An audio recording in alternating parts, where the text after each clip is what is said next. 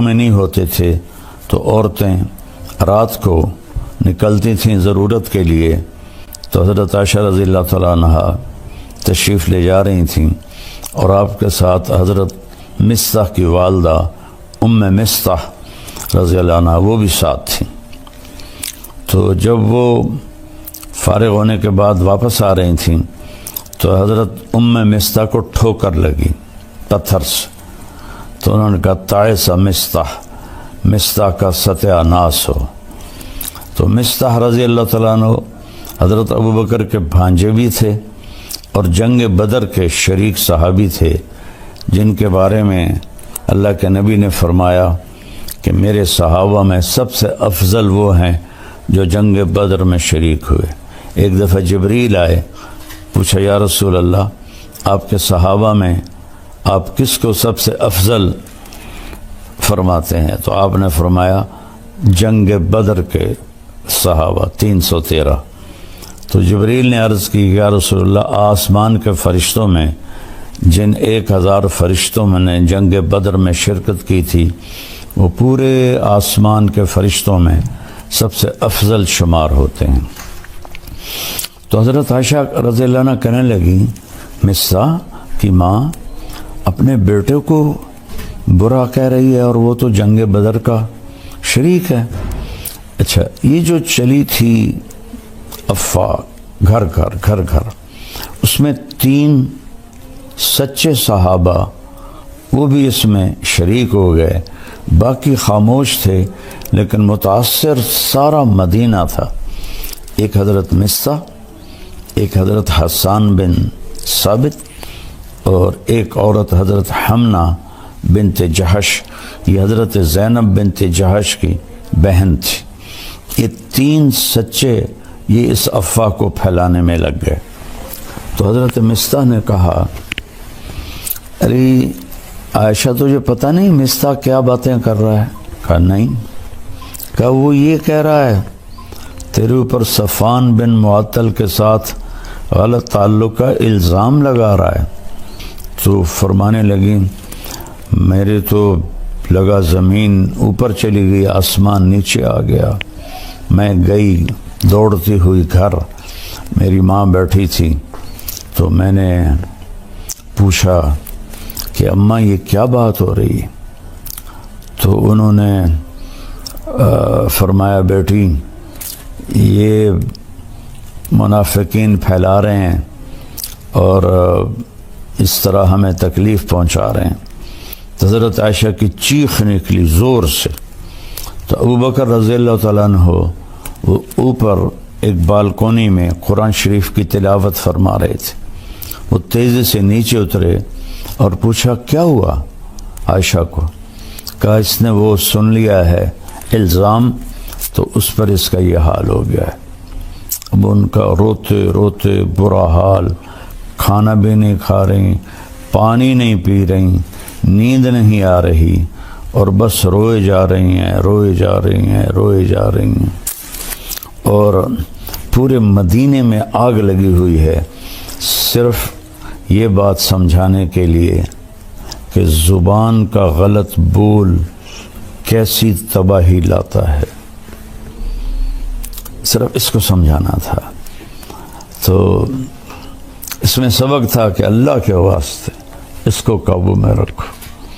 آپ نے ابو ذر غفاری رضی اللہ عنہ سے فرمایا ابو ذر 2 عمل بتاؤں، عظیم اجرہما خفیف معونتہما، بہت بڑا اجر ہے اس کا، کرنے میں بہت آسان ہے، اور ذات کی قسم جو میری جان کا مالک ہے قیامت کے دن کوئی اس عمل کو لے کر آئے گا۔ انہوں نے عرض کیا کیا یا رسول اللہ؟ فرمایا یہ اس زبان کی حفاظت، چپ رہنا اور اچھے اخلاق۔ ابو ذر رضی اللہ عنہ پہ مہینہ گزر جاتا تھا، آپ گفتگو نہیں فرماتے تھے۔ تو اس میں ہمارے لیے سبق ہے، سنی سنائی کو آگے نہ پھیلایا کرو۔ کتنے گھر، کتنا معاشرہ وہ جلتا ہے اس سے، کہ ان کو اندازہ ہی نہیں ہے۔ جو جیسے ہمارا سوشل میڈیا لگا ہوا ہے، صرف لائک لینے کے لیے کیا کیا کیا کیا وہ بیچارے اپنی جان پہ ظلم کرتے ہیں، جھوٹی باتیں، اس کو سنبھال کے رکھو۔ تو اللہ کے نبی صلی اللہ تعالی علیہ وسلم اتنے پریشان ہوئے کہ آپ نے حضرت اسامہ بن زید کو بلایا، فرمایا اسامہ تو عائشہ کے بارے میں کیا کہتا ہے؟ اللہ اکبر، ہوئی بات کتنا اثر کرتی ہے۔ وہ کہنے لگے یا رسول اللہ، یہ شادی آپ نے اپنی مرضی سے کی تھی یا اللہ نے آپ کو حکم دیا تھا؟ آپ نے فرمایا اللہ نے حکم دیا تھا۔ تو وہ کہنے لگے تو کیا اللہ آپ کے لیے کوئی غلط رشتہ تجویز کر سکتا ہے؟ تو آپ کو یہ بات بڑی اچھی لگی، تسلی ہوئی، لیکن پھر بھی پوری تسلی نہیں ہوئی۔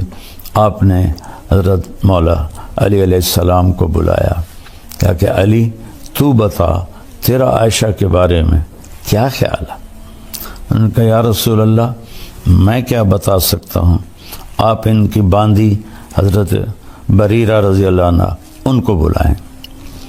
تو حضرت بریرہ کو جب بلایا تو ایسی سنگین صورتحال تھی، کہا نبی کے سامنے سچ بولنا۔ تو پھر آپ نے حضرت بریرہ سے فرمایا بریرہ میں کون ہوں؟ آپ نے فرمایا بریرہ میں کون ہوں؟ انہوں نے کہا آپ اللہ کے رسول ہیں۔ آپ نے فرمایا پھر مجھے سچ بولنا، غلط نہ بولنا۔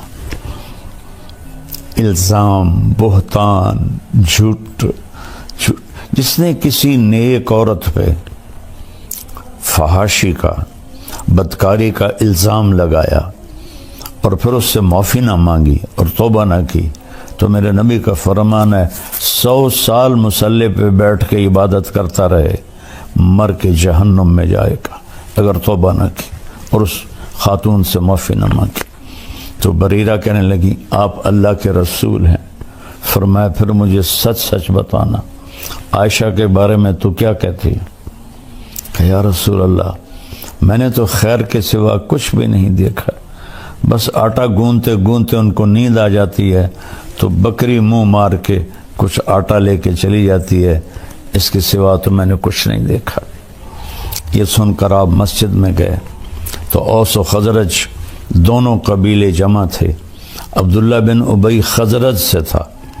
تو آپ میں قربان جاؤں یا رسول اللہ آپ پر، آپ کے اخلاق پر، آپ کے ظرف پر۔ سارے مدینے کو پتہ ہے کہ یہ خبیث بیٹھا ہے منافق عبداللہ بن ابی جس نے یہ ساری تہمت چلائی ہے، لیکن میرے نبی نے ممبر پہ کھڑے ہو کر کیا کہا؟ کبھی زندگی پر نام نہیں لیا۔ میں نے یوٹیوبروں سے کہتا ہوں اللہ کے واسطے سیرت پڑھ لو، تمہیں پتہ چلے بولنا کیسے ہے، تمہیں پتہ چلے گفتگو کا انداز کیا ہوتا ہے۔ تم تو دین کے نام پر ہی بددینی پھیلا رہے ہو اللہ کے بندو، جیسے تمہارے بول ہیں، جیسے تمہارے رویے ہیں۔ آپ نے کہا کہ کچھ لوگوں نے میرے گھر والوں کے بارے میں مجھے بہت پریشان کیا ہے۔ حَلْ يَعْذِرُنِي مِنْ رَجُلٍ قَدْ آذَانِي فِي أَهْلِي، نہیں نام لیا کہ یہ بیٹھا ہے عبداللہ، اور یہاں ایک دوسرے کا نام لے کے چیلنج کر رہے ہیں، چیلنج کرتا ہوں، اوے سیرت پڑھو، اوے سیرت پڑھو۔ تو میں قربان جاؤں، سب سے زیادہ دکھ آپ کو عبداللہ بن ابی نے پہنچایا، اور آپ نے نام نہیں لیا۔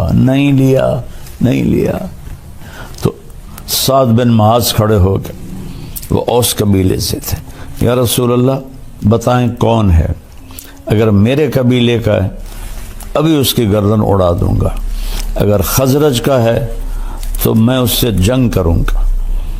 تو سعد بن عبادہ خزرج قبیلے کے تھے، وہ اپنی قومی غیرت میں کھڑے ہو گئے، کہنے لگے تو ہاتھ لگا کے دکھا، میں نمٹ لوں گا تم سے۔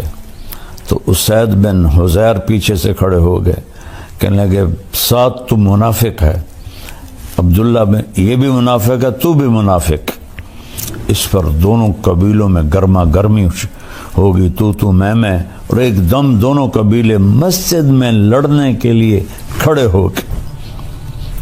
گندا بول کہاں تک جاتا ہے کہ میرے ہوتے ہوئے تم یہ کر رہے ہو۔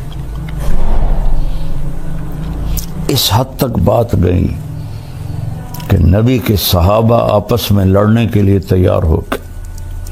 میں تھوڑی سی آیات پڑھتا ہوں، پھر آگے قصہ سناتا ہوں۔ اعوذ باللہ من الشیطان الرجیم، بسم اللہ الرحمن الرحیم۔ ان الذین جاؤوا بالافک عصبۃ منکم لا تحسبوه شرا لکم بل هو خیر لکم لکل امرئ منهم ما اکتسب من الاثم والذی تولى کبرہ منهم له عذاب عظیم لولا اذ سمعتموه ظن المؤمنون والمؤمنات بانفسهم خیرا وقالوا هذا افک مبین لولا جاؤوا علیہ باربعۃ شہداء فاذ لم یأتوا بالشہداء فاولئک عند اللہ هم الکاذبون ولولا فضل اللہ علیکم ورحمتہ فی الدنیا والآخرہ لمسکم فیما افضتم فیہ عذاب عظیم۔ جو لوگ، اچھا ایک تفسیر ہے علامہ زمخشری رحمۃ اللہ کی کشاف، بڑی تفسیروں میں ہے۔ ان آیات کے ذیل میں وہ فرماتے ہیں کہ پورے قرآن میں اللہ کفر، شرک، خدائی کے دعوے پر بھی اتنا ناراض لہجے میں نہیں بولا جتنا ان آیات میں غضبناک ہو کر اللہ کا کلام اترا ہے۔ جتنا غضبناک ہو کر اللہ کا کلام اترا ہے، اتنا کسی جگہ بھی اللہ نے اپنے غضب کا اظہار نہیں فرمایا۔ تو اس کے بعد اب گھر تشریف لے گئے حضرت عائشہ کے۔ حضرت عائشہ کا منہ دیوار کی طرف تھا اور لیٹی ہوئی رو رہی تھی، اور تیسرا دن تھا، تو ایک انصاری عورت بھی بیٹھی تھی، ابوبکر اور ام رومان آپ کی والدہ بھی بیٹھی تھی۔ تو آپ چارپائی کے جدھر وہ ڈاونی ہوتی ہیں رسیاں، ادھر آ کے اس طرف بیٹھ کر آپ نے کہا عائشہ اگر تجھ سے کوئی گناہ ہوا ہے تو توبہ کر لے، اللہ معاف کر دے گا۔ کتنے واقعات ہیں صرف شک پر شک لوگوں نے بیویوں کو قتل کر دیا۔ اور میرا نبی کیا کہہ رہا ہے؟ اگر تجھ سے ہو گیا ہے کہ تو توبہ کر رہے، اللہ معاف کر دے گا۔ کتنے لوگ قتل ہو گئے۔ جب دریائے راوی بہتا تھا اور ہمارا گاؤں دریائے راوی کے بالکل قریب تھا، تو کتنی بچیاں بے گناہ قتل ہو کے راوی میں بہہ گئی۔ اور اگر کسی نے کیا بھی ہے تو اس کی یہ سزا تو نہیں کہ اسے قتل کر دیا جائے۔ بیٹا زنا کرے، او جی چھوڑ کرنے، بیٹا زنا کرے، لڑکے ہیں کر لیتے ہیں، ہو جاتے۔ بیٹی سے یہ کام ہو جائے، ٹک دیو، وٹ دیو۔ میں تو آپ کو اپنے گاؤں کی ثقافت بتا رہا ہوں جو میں آنکھوں سے میں نے دیکھا، یہ ظلم ہوتے میں نے دیکھا، بچیوں پر، بیٹیوں۔ میرے اپنے خاندان میں واقعات ہیں۔ ہم جنگلی لوگ ہیں، پرانے جاگیردار نظام میں جکڑے ہوئے ہیں، نہ دین کا ہوش تھا نہ دنیا کا ہوش تھا۔ بیٹے نے روزانہ کنجر خانے جانا ہے، زنا بھی کرنا ہے، شراب بھی پینی ہے، چھوڑ کریں جی ہو جاندہ، شادی ہو سی تو ٹھیک ہو جیسا، بیٹی پہ شک پڑ جائے اور خدا نہ خواستہ کچھ اس سے ہو بھی جائے، بشر ہے، وٹ دیو۔ واقعہ مجھے یاد آتا ہے، اس بدبخت نے اس طرح ٹوکا لے کے ٹکڑے ٹکڑے کر کے اس کے ٹکڑے دریا میں پھینکوا دیے تھے۔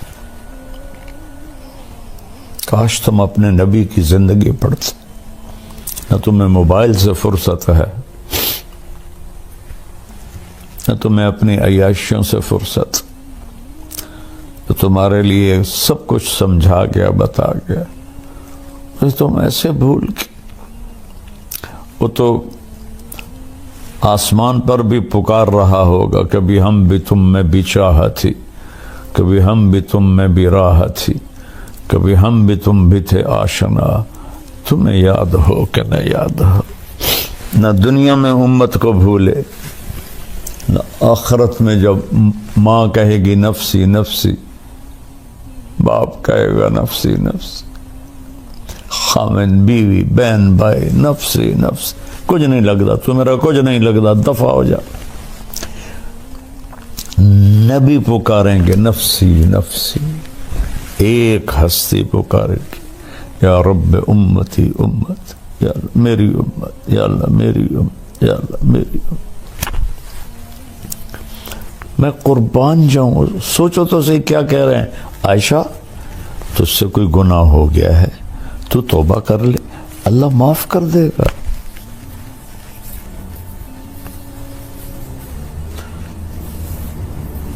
ایک واقعہ مجھے یاد آ گیا،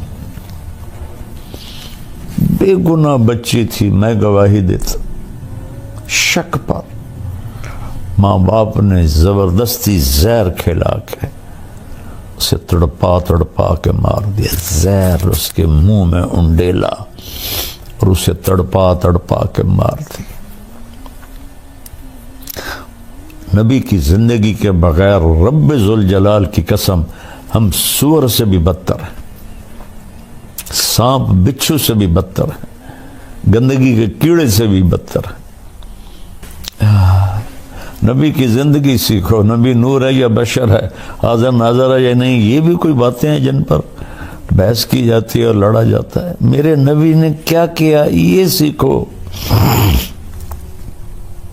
رفع الیدین کی حدیثوں پہ لڑ رہے ہیں، سورۃ فاتحہ پہ لڑ رہے ہیں، تراویحوں پہ لڑ رہے ہیں، پتہ نہیں کیا کیا کر رہے ہیں۔ تو حضرت عائشہ اٹھ کے بیٹھ گئی، فرمایا میرے آنسو ایک دم خشک ہو گئے۔ میں نے کہا ابا میری صفائی پیش کر۔ ابو بکر کانپنے لگی، اتنا بولے کہ یہ کام تو ہم نے کبھی زمانہ کفر میں بھی نہیں کیا تھا، اب اسلام میں ہم پہ یہ الزام لگ رہے ہیں کہ بیٹی میں کچھ تیری صفائی نہیں دے سکتا۔ ہم نے کہا اماں ام رومان میری صفائی پیش کر۔ ان کا بھی رنگ پیلا پھٹک، بیٹی میں کچھ نہیں کہہ سکتی۔ تو فرمایا اگر میں سچ بولوں تو تم میں کوئی بھی نہیں مانے گا، اور میں جھوٹ بولوں تو اپنے اوپر الزام لگاؤں۔ میں وہ کہتی ہوں جو یوسف کے باپ نے کہا تھا۔ فرماتی ہیں غم کی وجہ سے مجھے یعقوب علیہ السلام کا نام بھول گیا، اور میں نے کہا جو یوسف کے باپ نے کہا تھا، انما اشکو بثی وحزنی الی اللہ۔ میں تمہیں کچھ نہیں کہتی ہوں، وہ جو میرا رب ہے نا، میں اسے اپنا غم بھی سناتی ہوں اور اپنا دکھڑا بھی سناتی ہوں، وہ آئے گا، وہ کرے گا میری صفائی۔ وہ کہتی ہے میں لیٹ گئی، دوبارہ لیٹ گئی، یا لیٹی تو اللہ کے نبی پہ وحی آئی۔ 1 مہینہ وہی بند ہے، پہلے دن کیوں نہیں آئی، دوسرے دن کیوں نہیں آئی، تیسرے دن کیوں نہیں آئی، چوتھے دن کیوں نہیں آئی؟ وہ تمہیں سمجھانا تھا اس کمبخت کو سنبھال کے رکھو، اسے سنبھال کے رکھو۔ قتل پہ جھوٹی گواہیاں دے کر بے گناہ لوگوں کو پھانسی چڑھا دیا۔ میں چشمدید گواہ ہوں، جب میری صحت اچھی تھی میں جیلوں میں جاتا تھا بیان کرنے، 302 میں بے گناہ ایک 9 سال کے بچے پر قتل کا مقدمہ تھا، اور 10 سال وہ چلتا رہا۔ 10 سال کے بعد پھانسی ہوئی اسی فیصل آباد کی جیل میں۔ 19 برس کی عمر میں اس بچے کو پھانسی ہوئی۔ 9 برس کے بچے کو قتل کے الزام میں گواہی دی اسی سے۔ تو کیا تمہارے ساتھ ہونے والا ہے آگے اللہ دکھا دے گا۔ تو حضرت صلی اللہ علیہ وسلم پہ ایک دم وحی آنا شروع ہوئی، 1 مہینہ نہیں آئی، اب آ رہی ہے۔ تو حضرت عائشہ نے جب دیکھا وہی آ رہی ہے تو کہنے لگی میں تو مطمئن تھی، تو میرا خیال تھا کہ جبریل آ کے کہہ دے گا کہ یہ بات غلط ہے، لیکن یہ تو میں نے کبھی سوچا بھی نہیں تھا کہ اس بارے میں قرآن اترے گا۔ اور میں نے اپنی ماں کو دیکھا تو اس کے چہرے سے خون ہی خشک ہو گیا تھا اور وہ ایسے ایسے کانپ رہی تھی۔ اپنے باپ کو دیکھا تو ان کا چہرہ نیلا پیلا کہ پتہ نہیں اب کیا وحی آئے گی ہماری بیٹی کے بارے میں۔ تو ایک دم جب آپ پہ وحی آتی تھی آپ پر نیم بے ہوشی طاری ہو جاتی تھی اور یہاں پسینہ آ جاتا تھا۔ آپ نے ایسے آنکھ کھولی، پسینہ پونچھا اور مسکرائے کہ عائشہ مبارک تیری صفائی پیش کرنے کے لیے اللہ آ گیا۔ یوسف کے لیے بچہ بولا، مریم کے لیے بچہ بولا، عائشہ تیرے لیے تیرا اللہ آ گیا گواہی دینے۔ تو حضرت ام رومان نے کہا عائشہ اٹھ اللہ کے نبی کا شکر ادا کر۔ کہنے کہ نہیں، اس کا شکر ادا کروں گی جس نے میری گواہی دی۔ یہ بتانے کے لیے کہ کتنی کسی پہ الزام لگانا کتنا خطرناک ہے، ایک دوسرے کی بیک بائٹنگ، غیبت، برائی۔ اپنے گھروں کو خوش رکھنا چاہتے ہو نا، آباد رکھنا چاہتے ہو، رب ذوالجلال کی قسم پیسے سے، حسن سے، شکل سے، مال سے، گاڑیوں سے نہیں ہوگا۔ اس کو میٹھا کر لو، میٹھے بول میں جادو ہے۔ اس پر 14 آیات آئیں۔ میرا اللہ کہتا ہے یہ جو ان الذین جاؤوا بالافک، یہ جو اس لہجے میں اتنا غصہ ہے، جو لے کر آئے ہیں تہمت کو ایک پوری جماعت تم میں سے، اس سے اپنے لیے تم برا نہ سمجھو، یہ بہت خیر ہے، ایک سبق ہے کہ زبان کی حفاظت کرو۔ ہر آدمی نے جو کیا ہے وہ اس کا بدلہ پالے گا، اور جس نے اس کو پھیلایا ہے اس کے لیے دردناک عذاب ہے۔ جب تم نے سنا تھا تو تم نے کیوں نہ کہا کہ یہ بہتان عظیم ہے؟ اگر یہ 4 گواہ لے کر نہیں آئے تو پھر یہ اللہ کے نزدیک جھوٹے ہیں۔ اگر اللہ کا فضل اور رحمت تم پہ نہ ہوتا تو تمہیں میں دردناک عذاب دیتا۔ استلقونہ بألسنتکم وتقولون بأفواہکم ما لیس لکم بہ علم، جب تم لگے ہوئے تھے اپنی زبان درازی کرتے ہوئے اور بولتے جا رہے تھے اور منہ سے کہتے جا رہے تھے جس کا تمہیں علم ہی نہیں ہے، تم تحسبونہ ہینا، تم سمجھتے ہو یہ ایسی بات کوئی مسئلہ نہیں، وہو عند اللہ عظیم، یہ اللہ کی بارگاہ میں بہت بڑا گناہ ہے۔ لولا اذ سمعتموہ قلتم ما یکون لنا ان نتکلم بہذا سبحانک ھذا بہتان عظیم۔ واہ اماں جان عائشہ، جیسے تجھ پر رب بولا ہے ایسا کسی پہ نہیں بولا، کسی پہ نہیں بولا۔ یہ اس میں ایک پیچھے بڑی حکمت بھی ہے کہ حضرت خدیجہ کا درجہ امہات المومنین میں سب سے بڑا ہے، لیکن حضرت عائشہ پہ آنے والے زمانے میں لوگوں نے زبان درازی کرنی تھی، تو اللہ تعالیٰ نے خود گواہ بن کر فرمایا جب تم نے یہ سنا تھا تو تم نے کیوں نہ کہا کہ ہماری جرت نہیں کہ ہم بولیں سبحانک، یہ تو بہت بڑا بہتان ہے، جھوٹ ہے۔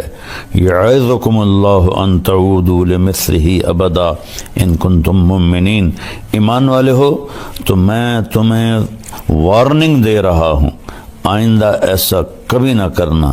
یبین اللہ لکم الآیات واللہ علیم حکیم، اللہ تمہیں بتا رہا ہے اپنی نشانیاں اور اللہ علم و حکمت والا ہے۔ ان الذین یحبون ان تشیع الفاحشۃ فی الذین آمنوا جو لوگ چاہتے ہیں کہ ایمان والوں میں فحاشی پھیلے ان کے لیے عذاب علیم ہے، دنیا میں بھی اور آخرت میں بھی۔ واللہ یعلم وانتم لا تعلمون، اللہ جانتا ہے تم نہیں جانتے۔ ولولا فضل اللہ علیکم ورحمتہ فان اللہ رؤوف الرحیم، اگر اللہ کا فضل نہ ہوتا، اس کی رحمت نہ ہوتی اور اللہ رؤوف الرحیم نہ ہوتا تو تم سب کو اللہ تباہ کر کے رکھ دیتا۔ ایک صلہ تو اللہ نے یہ دیا، قرآن اتارا۔ دوسرا صلہ یہ دیا کہ واحد نبی ہیں جو بیگم کے سینے پر سر رکھے فوت، مات فی سحری و نحری، فرمایا میرے نبی میرے سینے اور ٹھوڑی کے درمیان فوت ہوئے۔ اور آخری چیز جو آپ کے منہ میں گئی، ام عائشہ کا لعاب گیا کہ آپ کے بھائی عبد الرحمن بن ابو بکر داخل ہوئے، ان کے ہاتھ میں مسواک تھی، تو آپ کی نظریں مسواک پہ پڑ گئیں، ایسے دیکھے جا رہے ہیں، بولا نہیں جا رہا، دیکھے جا رہا۔ تو کہا یا رسول اللہ مسواک کرنا ہے؟ تو انہوں نے کہا ہاں۔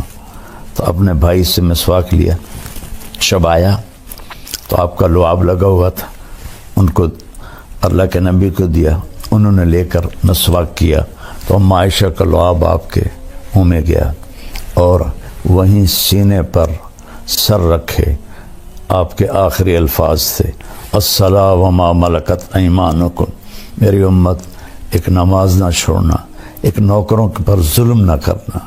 نماز بھی چھوٹ گئی اور غریبوں پر بھی ظلم کی حد ہوگی، اور پھر آخری لفظ سے اللہم الرفیق الاعلیٰ، یا اللہ اپنے پاس بلا لے۔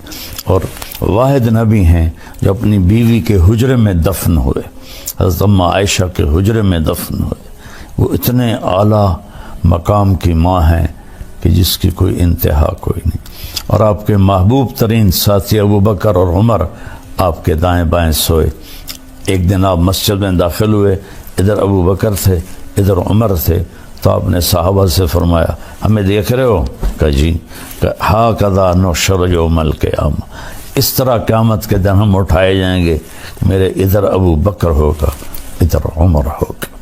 تو اللہ تعالیٰ ہمیں قرآن پڑھنے کی توفیق دے، قرآن پڑھو۔ اور یہ بہت بڑا سبق ہے، حضرت عائشہ کا واقعہ، اس پہ قابو رکھا کرو، اللہ آپ سے بہت راضی ہوگا۔ السلام علیکم ورحمۃ اللہ وبرکاتہ۔ بسم اللہ الرحمن الرحیم۔ میرے محترم بھائی بہن، بچے بچیاں، سننے والے، کمال کر رہی ہے۔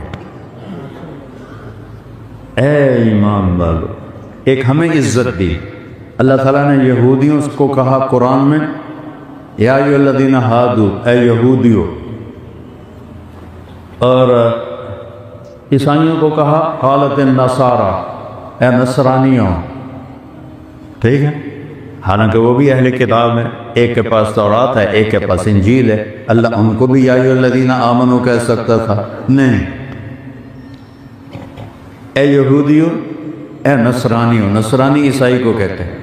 جب ہمیں بلانے لگا تو سارے جنید بغدادی تو نہیں ہیں، چور، اچکے، بدماش، زانی، قاتل، ڈاکو، شرابی، جواری، رشوت خور، دو نمبری کرن والے، کروڑوں ارباں پے ہوئے ہیں۔ اللہ سب کو کہتا ہے اے ایمان والو، کیا کہوں میں، اے ایمان والو۔ ساری ہماری برائیاں دیکھتا ہے، پھر کہتا ہے اے ایمان والو۔ اور پورے قرآن میں اللہ نے ہمیں یا ایھا الذین آمنوا سے 99 دفعہ پکارا ہے، ایک کم 90 دفعہ یا ایھا الذین آمنوا، اے ایمان والو، اے ایمان والو، اے ایمان والو۔ یعنی اللہ ہماری گواہی دے رہا ہے ایمان کی۔ اللہ کو پتہ ہے سب دو نمبری اکٹھے ہوئے ہیں، لیکن اللہ پھر بھی کہتا ہے میں گواہ ہوں تم ایمان والے ہو۔ اس سے بڑی عزت اور کتوں لانی؟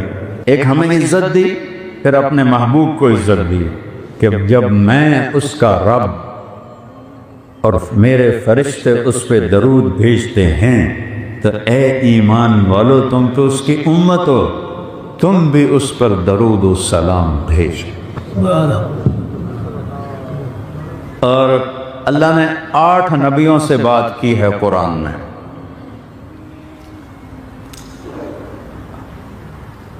8 نبیوں سے، یعنی الگ الگ 8، ٹوٹل 8. اپنے نبی سے 227 دفعہ قرآن نے بات کی ہے. 227. ہوائی فائر نہیں کر رہے ہیں، تم ٹھیک سے دس رہے ہیں، ممبر پہ بیٹھو ہیں. 227 دفعہ نبیوں کا نام لیا.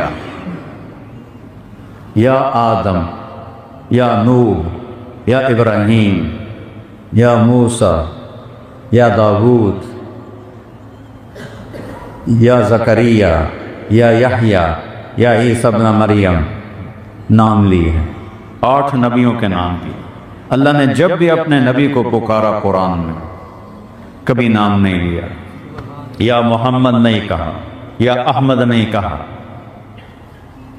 کیا کہا؟ یا ایھا النبی. عزت دی، اے میرے نبی. پھر اس سے اوپر پروٹوکول دیا، یا ایھا الرسول. رسول بڑا ہوتا ہے، نبی چھوٹا ہوتا ہے. اے میرے رسول. پھر اس کے بعد محبت دی، یا ایھا المزمل.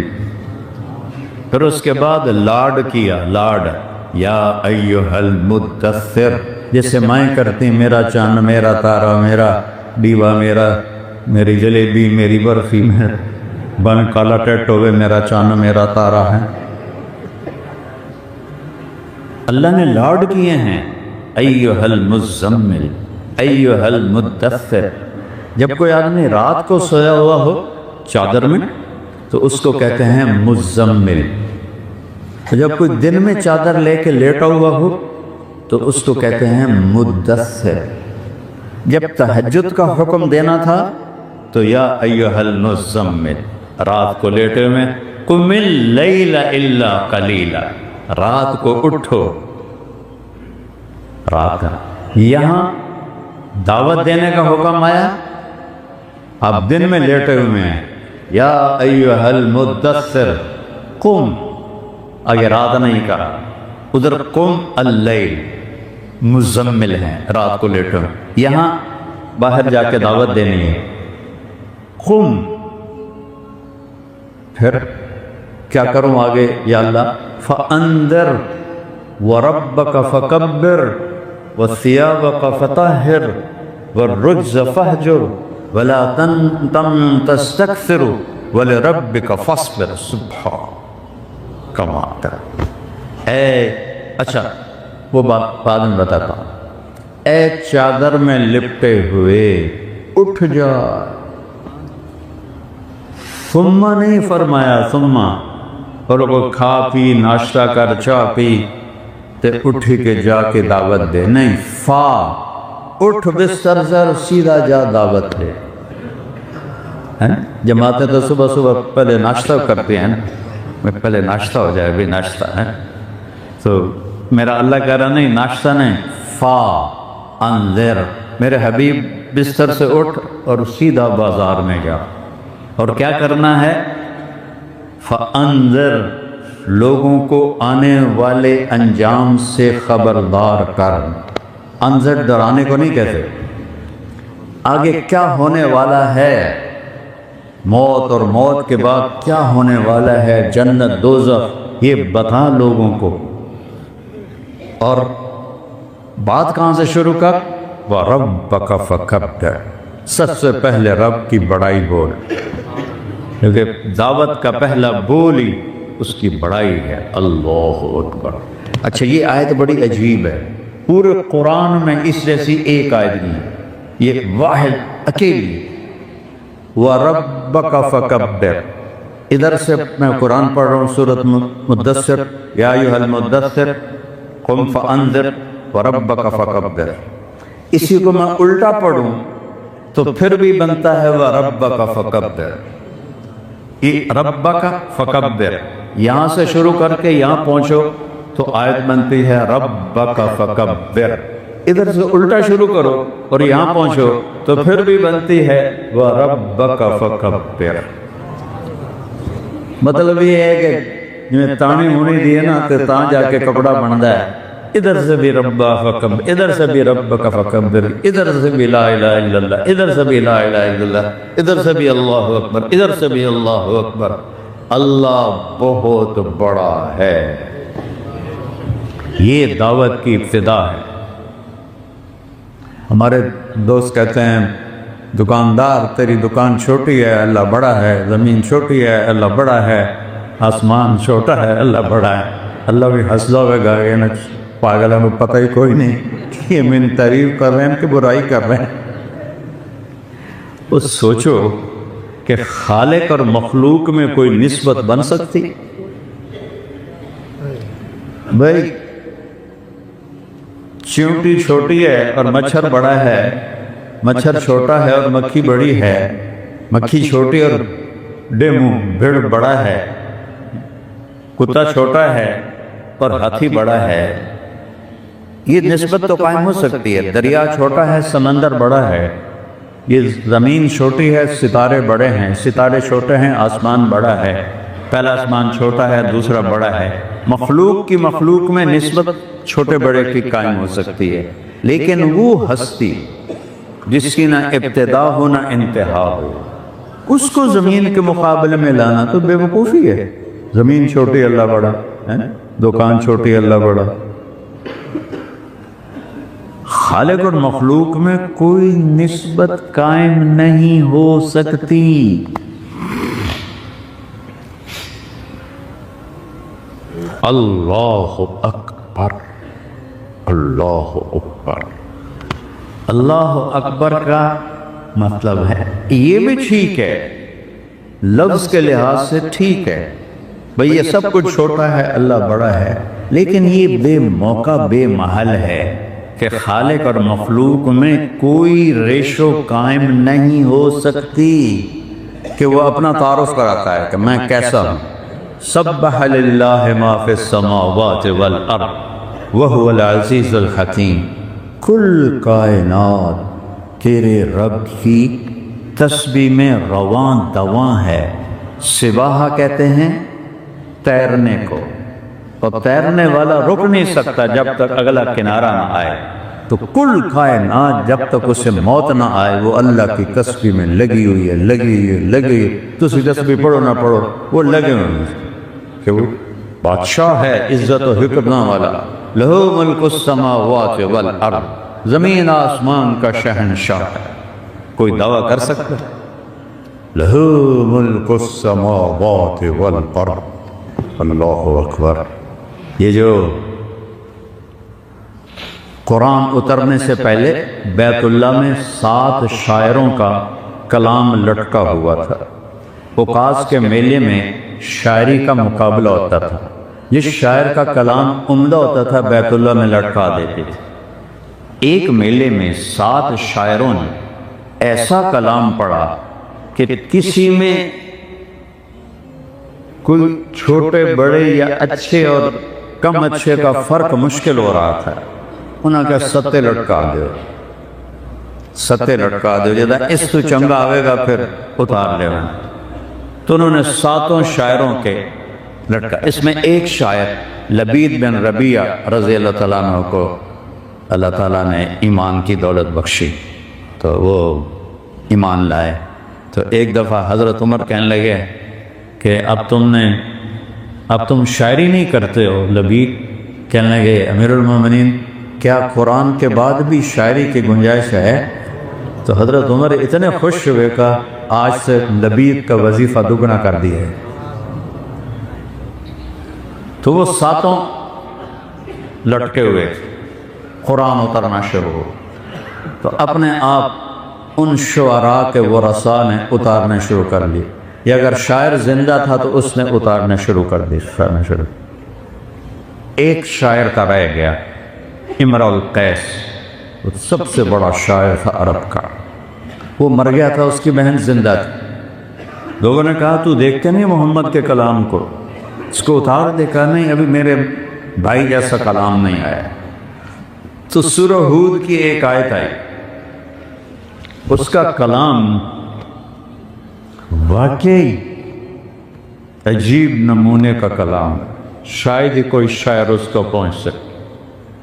کفا نبک من ذکرا حبیب ومنزل بسبط اللواء بین الدقول فحوملی فتوضح فالمقرات لم يعف رسمها لما نسجتها من جنوب وشمأل ترى بعر الأرآم في عرصاتها وقيعانها كأنها قب فلفل كأني غداة البين يوم تحمل لدى سمرات الحي ناقف حنظلي وخوفا بها صحبي علي مطيهم يقولون لا تهلك أسا وتجملي وإن شفائي عبرة مهراقة فهل عند رسم دارس من معولي ففاضت دموع العين مني صبابة على النحر حتى بل الدمع محملی۔ یہ شروع ہے، آگے 80 اشعار۔ ایک آیت آئی سورہ ہود کی، وقیل یا ارض ابلعی ماءک ویا سماء اقلعی وغیض الماء وقضی الامر واستوت علی الجود وقیل بعدا للقوم الظالمین۔ کیا آیت آئی؟ اے زمین نوح علیہ السلام کے پر پانی پی جا، اے آسمان تو کھل جا، پانی اتر گیا، اللہ کا حکم پورا ہو گیا، اور کشتی جودی پہاڑ پہ رک گئی اور ظالموں کے لیے ہلاکت ہو گئی۔ ترجمے تنوں کیسا نہیں پتہ لگا، میں آپ نے نہیں پتہ لگتا تو میں تنوں کی دساں، میں پڑھیا ہے لیکن میرے بھی اتو گزر گئے ہیں۔ اس میں 19 الفاظ ہیں اور 21 حسن کلام کی قسمیں ہیں۔ کلام کو خوبصورت بنانے کی قسمیں ہوتی ہیں۔ 19 الفاظ میں 21 اقسام ڈالنا یہ رب کے سوا کوئی نہیں کر سکتا، لیکن اس نے کس بات پہ اتارا؟ اس میں جا کے نا اپنے بھائی کا کلام اتار دیا۔ تو لوگوں نے پوچھا ہوں کیوں لائے؟ کہ لا یخاطب السماوات والارض الا ربہما۔ اس نے کہا کہ زمین آسمان کو خطاب صرف اس کا رب ہی کر سکتا ہے اور کوئی نہیں کر سکتا۔ یا ارض ابلعی ماءک یا سماء اقلعی۔ زمین آسمان کو شاعر کی ہمت نہیں کہ اے زمین تو یہ ہو جا، اے آسمان تو یہ ہو جا۔ زمین آسمان کو زمین آسمان کا رب ہی کہتا ہے اور کوئی نہیں کہہ سکتا۔ اتار دیا اس نے اپنا کلام۔ تو میرے رب نے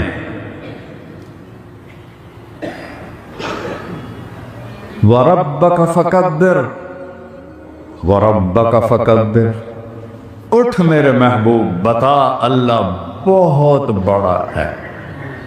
اس کا اصل مطلب میں اب بتاتا ہوں۔ اس کا مطلب یہ ہے جو اللہ نے قرآن میں کہا ہے، لو کان البحر مدادا لکلمات ربی، اگر سمندروں کو سیاہی بنا دیا جائے، ولو ان ما فی الارض من شجرۃ اقلام، پوری دنیا کے درختوں کو کاٹ کے اور ہر لکڑی کو کاٹ کے قلم بنا دیا جائے، والبحر یمدہ من بعدہ سبعۃ ابحر، 7 سمندروں کو سیاہی بنا دیا جائے۔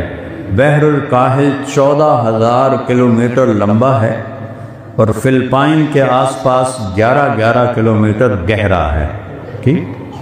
تو میرا رب کہہ رہا ہے کہ تم سب کے ہاتھوں قلم پکڑا دوں اور فرشتوں کو اتار کے قلم پکڑا دوں، نبیوں رسولوں کو اٹھا کے قلم پکڑا دوں، اپنے حبیب کے ہاتھ میں قلم پکڑا دوں، تم سب دنیا کے انسان جنات کو ایمان دے دوں اور قلم پکڑا دوں، اور میں کہوں اے سیاہی ہے، اے قلم ہے، اے کاغذ ہے، لکھو میری تعریف لکھو۔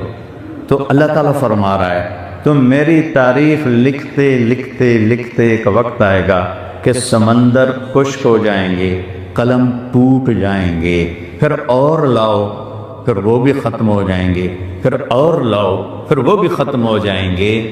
جتنا بھی تم میری بڑائی کو لکھو اللہ اس سے بھی بڑا ہے۔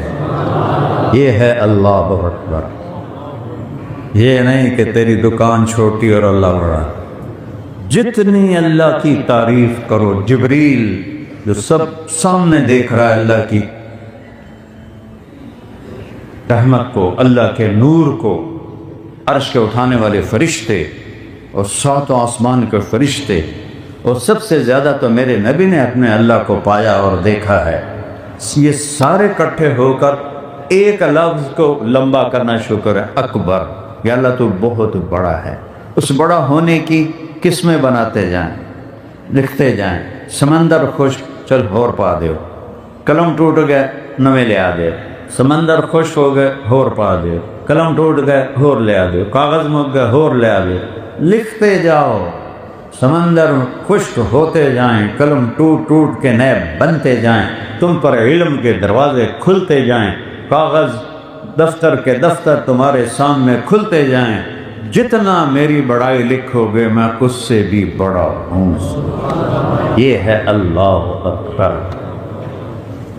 اللہ اکبر من ان یوصف، عربی میں اس کو یوں کہا جائے گا، لہو ملک السماوات والارض، زمین آسمان کا بادشاہ ہے۔ کیا دلیل ہے؟ یحیی و یمیت، اس کو مار رہا ہے، اس کو بچا رہا ہے۔ تم الٹا کر کے دکھا دو۔ جو حضرت ابراہیم علیہ السلام نے نمرود سے کہا کہ فَإِنَّ اللَّهَ يَأْتِي بِالشَّمْسِ مِنَ الْمَشْرِقِ فَأْتِ بِهَا مِنَ الْمَغْرِبِ فَبُهِتَ الَّذِي كَفَرَ۔ ابراہیم علیہ السلام نے کہا اگر تو رب ہے تو میرا رب مشرق سے سورج نکالتا ہے، مغرب میں ڈبوتا ہے، تو پٹھا کر کے کھا، مغرب چکر مشرق میں ڈبو، تو بہت الذی کفر۔ تو میرا رب کہہ رہا ہے کہ میں زندگی موت کا مالک ہوں، اس لیے زمین آسمان کا شہنشاہ، وَهُوَ عَلَىٰ كُلِّ شَيْءٍ قدیر، ہر چیز پہ قادر ہوں۔ هو الاول والآخر والظاہر والباطن وهو بكل شيء علیم۔ وہ اول، وہ آخر، وہ ظاہر، وہ باطن، وہ ہر چیز کا علم رکھنے والا۔ اس کو میرے نبی نے یوں بیان کیا، اللہم انت الاول، یہ سورہ حدید کا لفظ ہے، اللہ تو اول، اضافہ کیا، لیس قبلک شیء، تجھ سے پہلے کچھ نہیں ہے۔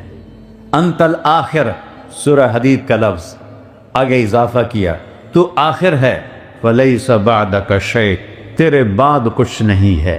انت الظاہر، تو سب سے بلند ہے، تیرے اوپر کچھ نہیں، لیس فوقک شیء۔ انت الباطن، تو چھپا ہوا ہے، تجھ سے کوئی چیز نہیں چھپی ہوئی، وَهُوَ بِكُلِّ شَيْءٍ عَلِيمٌ۔ جس میں یہ چار صفتیں ہوں وہ یہ کہہ سکتا ہے کہ ہر شے کا علم میرے پاس ہے، باقی کوئی نہیں کہہ سکتا، نہ کوئی نبی، نہ کوئی رسول، نہ کوئی ولی، نہ کوئی انسان۔ پیدا ہوتا ہے مر جاتا ہے، کیسے وہ کہہ سکتا ہے کہ میں نے ہر شاید پتہ ہے؟ تو اللہ ہے جو موت سے پاک ہے، اللہ ہے جو زمانے سے پاک ہے، اللہ ہے جو وقت سے پاک ہے، اللہ ہے جو جگہ سے پاک۔ کمال، حیرت گم ہو جاتی ہے میری جب میں یہ سوچتا ہوں۔ دیکھو نا، آپ سب بیٹھے ہو تو 1.5-2 فٹ سب نے جگہ گھیری ہوئی ہے، ٹھیک ہے، ہم سب نے جگہ گھیری ہے۔ مسجد کا حال تقریباً ادھر سے سارا بھر گیا ہے۔ میرا اللہ کیا ہے؟